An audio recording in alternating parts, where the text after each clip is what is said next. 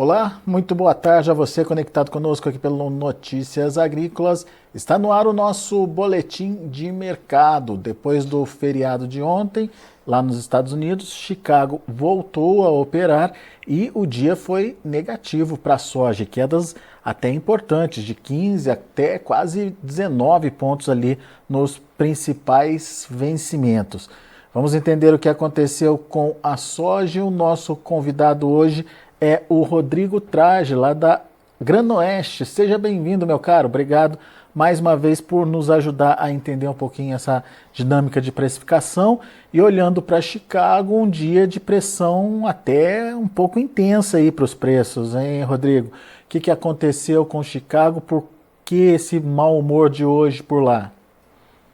Exatamente. Olá, amigos do Notícias Agrícolas. Muito obrigado novamente pelo convite. Então, basicamente, a gente tem uma pressão muito forte vinda do câmbio, né? Câmbio brasileiro, a gente fala aí de uma alta de quase 7%. Se a gente olha comparado ao mesmo dia do mês anterior, né? Praticamente 7% aí. Então, temos um dólar batendo casa dos 5,46 e é aquilo, né? Dólar mais forte aqui no Brasil quer dizer que o real está valendo menos. Então, o Brasil ele acaba se tornando mais e mais atrativo quando a gente compara com outras origens, né? Aquela velha máxima, porque eu consigo comprar um volume maior com menos dólares, né? Então, basicamente, isso acaba trazendo para o Brasil mais demanda e também tirando dos Estados Unidos, né? Projetando aí o preço um pouco mais para baixo, né? É isso que a gente vê nesse momento. A gente também é interessante comentar que tivemos a decisão de taxa de juros lá na China e apesar de que era necessário a gente ver um corte na taxa de juros para a economia lá dar uma engrenada, basicamente o Partido Comunista Chinês ele optou por manter, né, a taxa de juros inalterada. E isso faz com que a gente tenha um diferencial de base entre China e Estados Unidos de 3%, né?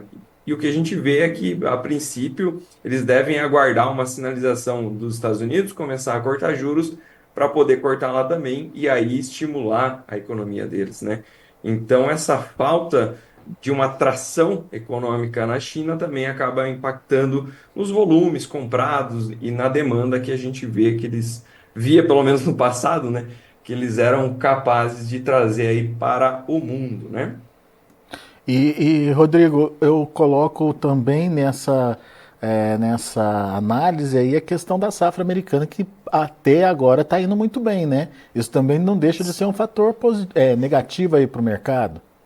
Exato, exatamente, muito bem lembrado. A gente tem aí perspectivas muito boas para a produção lá nos Estados Unidos, foi plantado tudo bem, a gente tem patamares de condições das lavouras realmente muito excelentes, né? Muito diferente do que foi visto ano passado, muito acima, né?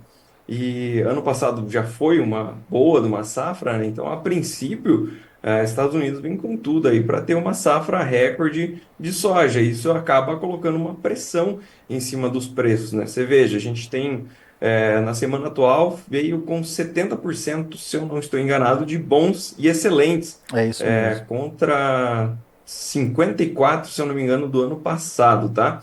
Então, perceba que é uma diferença considerável. É claro que essas condições de bons e excelentes, elas tendem, difícil que elas se mantenham tão altas, né? A princípio, a gente deve ver uma piora aí, conforme vai avançando o tempo, mas mesmo assim, na largada, a gente tem uma diferença gritante, né? Nas condições das lavouras, e a gente sempre traz a atualização também dos mapas climáticos, trazemos a questão de seca, né, do Drought Monitor lá nos Estados Unidos, e a gente vê que por crise hídrica não tem nenhum problema, né? Todos os estados, os principais estados, inclusive, não tem nenhuma questão de problema hídrico nesse momento, né? A gente vê todo o Corn Belt lá muito bem, né? Com pouquíssimas regiões.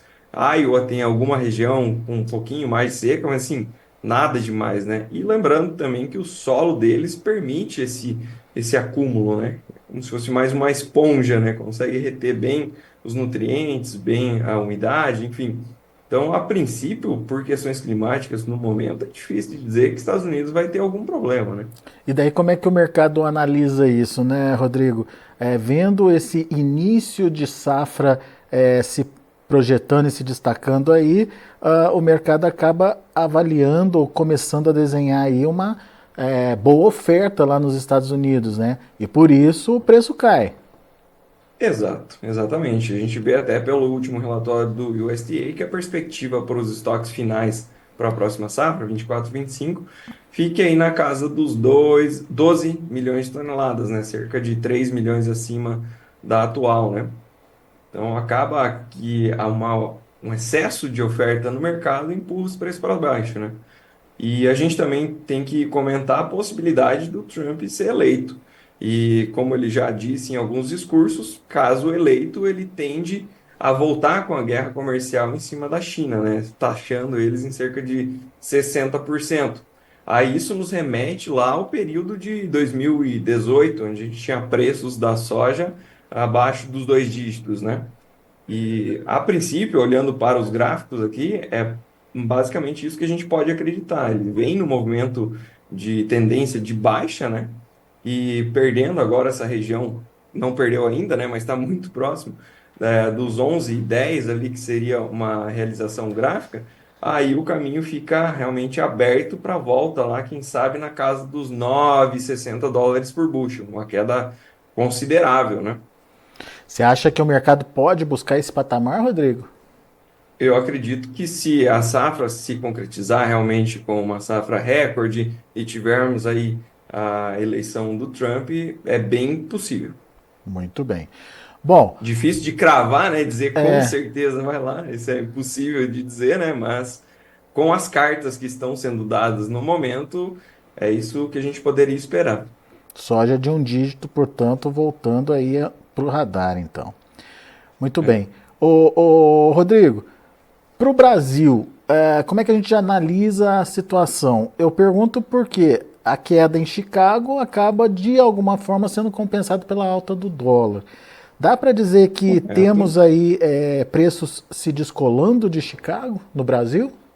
Sim, sim, a gente acredita nisso, inclusive a gente indicou para vários dos nossos clientes fazer operações onde você entra vendendo, especulativamente falando, né, em Chicago, acreditando nessa baixa que a gente está vendo acontecer, né, e mantendo a sua soja no Brasil, seu físico, né, segue sem vender. Porque a princípio o que a gente deve ter são os prêmios compensando um pouco dessa queda em Chicago e também com o dólar mais alto a gente deve ver, às vezes, a soja caindo um pouco, mas não tanto quanto deve cair em Chicago, né? Uns preços aqui mais estáveis.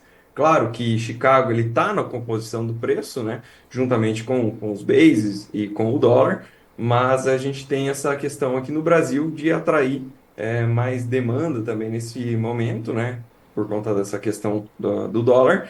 E também tem a questão de que os números ainda eles são meio altos para a produção brasileira, né? Era esperado números menores aí de produção devido às quebras lá no Mato Grosso. E o que a gente vê é que acelerou bastante também a exportação, com medo aí de ficar com uma soja com uma qualidade um pouco pior, né? Então, assim, o que ficou para trás, a raspa do tacho, ela deve ter uma qualidade um pouco pior. Então, se quem precisa comprar com uma qualidade maior, vai ter que acabar pagando mais, né? Então, os preços aqui eles tendem a ficar um pouco mais estáveis, apesar dessa queda de Chicago. É claro que em algum momento uma queda mais exacerbada por lá vai acabar sim impactando nos preços aqui, né? Mas hoje é difícil a gente imaginar, pelo menos aí para os próximos meses, uma soja sendo negociada, quem sabe, abaixo do 100, né? É difícil de imaginar isso aqui no Brasil. Porque de alguma forma aí o dólar está contribuindo e os prêmios também estão se mantendo positivos, principalmente para a soja atual, né? Para a soja dessa safra que está em andamento. Já para a próxima Exatamente. safra, os prêmios já estão negativos, mas ainda vale a pena negociar, Rodrigo? Então, aí a gente tem uma questão de ver o que vai rolar lá para frente, né? Como que tá a formação do custo também do produtor, né? Isso aí é uma particularidade de cada um para ver se vale ou não, né? Mas é sempre válido fazer, quem já fez os seus custos, já tem tudo certinho, né? Para a próxima safra, ter aí algum mecanismo de proteção caso esses preços venham a cair, né? É. Muito bem. Rodrigo, e temos um problema pontual no Brasil que acaba adicionando valorização talvez aí para os prêmios. Queria a sua análise sobre isso. Já começam a chegar informações aqui para a gente da redução, né, do nível dos rios, principalmente os rios que fazem a conexão lá com o Arco Norte, com a exportação lá pelos portos do Arco Norte. Até que ponto isso pode influenciar na formação de preços, Rodrigo? Isso impacta também, né? A gente tem aí uma diminuição dos níveis dos rios Madeiras e Tapajós, que acabam impactando ali no Arco Norte, né? Então, esse problema de logística aí também acaba acrescentando um prêmio ao preço, né? Porque se eu preciso para já, eu vou ter que dar um jeito de passar na frente da fila, né? E o único jeito é pagando mais por esse serviço, né? Quando a gente não tem uma ampla disponibilidade deles, né?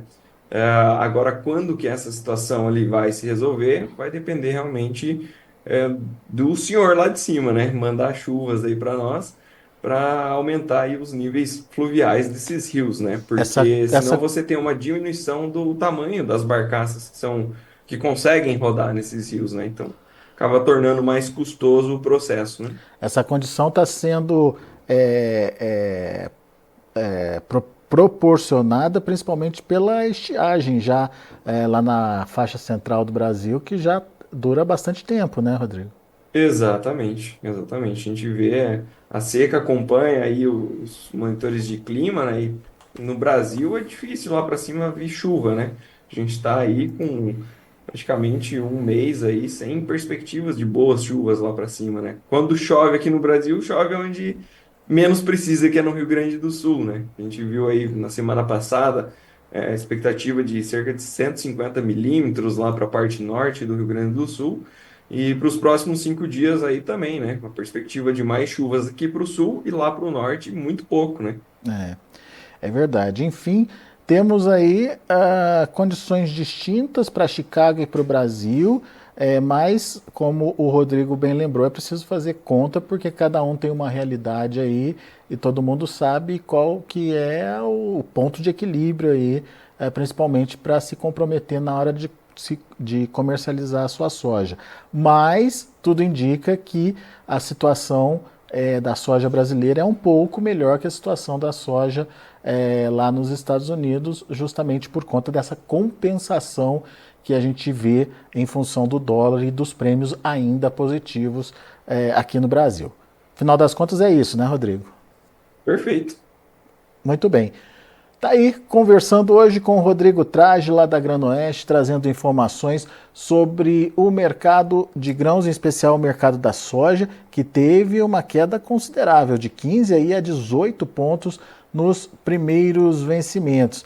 A gente teve queda também para o milho, de 10 a 11 pontos aí nos principais vencimentos, e o trigo também no vermelho, perdendo de 9 a 14 pontos nos primeiros vencimentos, e a gente vai ver isso daqui a pouquinho nas nossas cotações. Mas antes, queria agradecer muito a participação das pessoas que estão conosco pelo YouTube. Aqui no chat do YouTube, o Nilvo Turski está participando com a gente, desejando boa tarde aqui. Obrigado, viu, Nilvo, pela participação.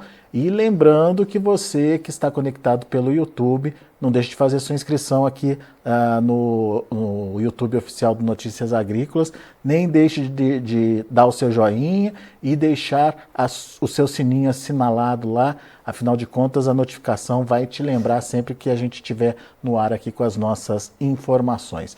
E ao Rodrigo, meu muito obrigado mais uma vez pela participação, viu, Rodrigo? Volte sempre. Eu que agradeço. Até mais, pessoal. Até mais. Tá aí Rodrigo Trage, lá da Granoeste, trazendo as informações e explicando para a gente o que aconteceu com o mercado da soja pressionado nesta quinta-feira. Deixa eu passar para vocês, antes de encerrar, um pouquinho do que está acontecendo lá em Chicago, daí sim vamos mostrar as cotações. Para julho, 11 dólares e 55 centos por bushel, perdendo quase 19 pontos. O agosto, 11 dólares e 39 centos por bushel, queda de 16 pontos mais 25. O setembro, 11 dólares e 13, olha ali, aproximando, portanto, dos 11 dólares. E se perder esse nível dos 11,10, O Rodrigo disse que é muito provável que a gente veja aí essa soja voltando aí para o patamar de um dígito, os 9 dólares e 60, quem sabe é a próxima meta, queda de 16,5 pontos no setembro, e o novembro 11 dólares e 16, perdendo 15 pontos mais 25. Esses são os números da soja. Vamos ver o que aconteceu com o milho, também no vermelho, como eu já antecipei. Para julho, 4 dólares e 39 centes por bushel, perdendo 10 pontos mais 25. Para setembro, 4,44, queda de 11 pontos. A mesma queda para dezembro, que fechou a 4,56. E o março, 4,67, queda de 10 pontos mais 75. O trigo também no vermelho, acabou encerrando com queda para julho de 9 pontos mais 25, fechando a 5 dólares e 72 centes por bushel. Para setembro, 5 dólares e 86 centes por bushel, uma queda aí de 13 pontos.